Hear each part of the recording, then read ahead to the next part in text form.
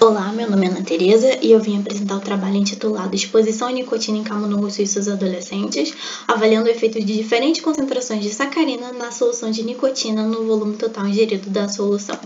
Bom, a nicotina é a principal substância psicoativa presente no tabaco. A maioria dos fumantes inicia o hábito de fumar durante a adolescência, apresentando maior vulnerabilidade aos efeitos da nicotina e maior dificuldade em largar a adição. Algumas cepas de camundongo possuem aversão ao sabor amargo da nicotina, então utiliza-se sacarina para diminuir o efeito aversivo. Este estudo testa a hipótese de que o consumo de nicotina pode ser afetado devido a diferentes concentrações de sacarina. Os objetivos são avaliar qual é a concentração de sacarina ideal para o modelo de exposição à nicotina, que pode reverter a aversão causada pelo amargor da nicotina, estudar o padrão de consumo de uma solução de nicotina com diferentes concentrações de sacarina e estudar o padrão de preferência pelo consumo através do teste de escolha entre garrafas. A metodologia. Após o 27º dia pós-natal, PN27, ocorre a separação materna e a individualização dos 120 camundongos suíços que foram utilizados neste modelo. Eles foram separados em 6 grupos que são H2O, água filtrada, S2, solução de sacarina 2%, N, solução de nicotina 50 microgramas por ml sem sacarina, NS1, solução de nicotina com sacarina 0,5%, NS1, solução de nicotina com sacarina 1% e NS2, solução de nicotina com sacarina 2%. Essa é a nossa linha do tempo. De PN27 a PN30 ocorre o período de habituação, onde os animais bebem água. De PN30 a PN46 ocorre a fase de exposição, onde os animais bebem a solução referente ao grupo deles. PN46 a PN48 ocorre o período de retirada, onde os animais bebem água. De PN49 a PN52 ocorre a fase fixa do teste de escolha entre garrafas, onde são dispostas 2 garrafas, uma com água e uma com uma solução de nicotina. De PN53 a PN55 ocorre outro período de retirada.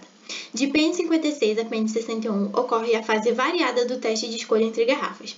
Voltam a ser dispostas 2 garrafas, uma com água e uma com solução de nicotina, sendo que essa solução diminui de concentração a cada 2 dias.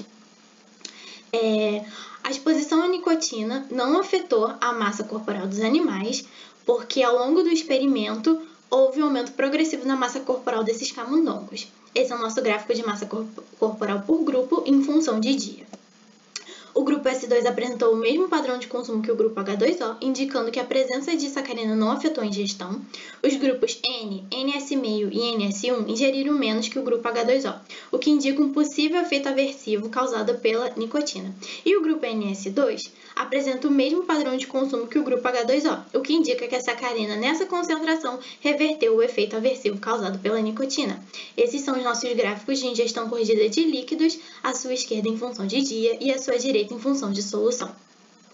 Os animais do grupo NS2 consumiram mais da solução contendo nicotina durante o primeiro dia da fase fixa do teste de escolha entre garrafas, o que indica uma possível dessensibilização e um upregulation dos receptores.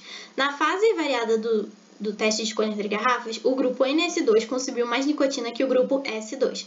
Esses são os nossos gráficos de ingestão corrigida de nicotina, à sua esquerda em função de dia e à sua direita em função de solução.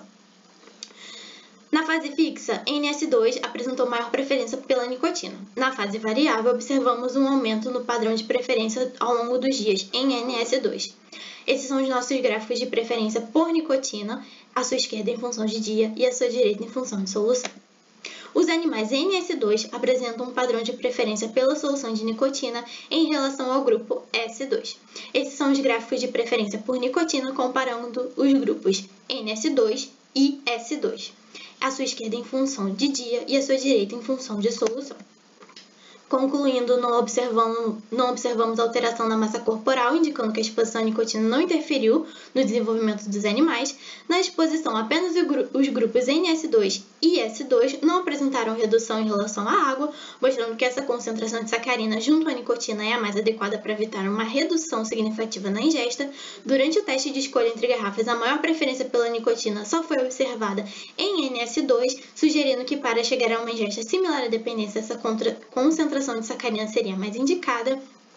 Portanto, o uso da concentração de sacarina 2% seria o ideal no modelo de exposição à nicotina, já que durante o teste de escolha entre garrafas, os animais apresentaram uma ingesta similar ao de dependência à nicotina.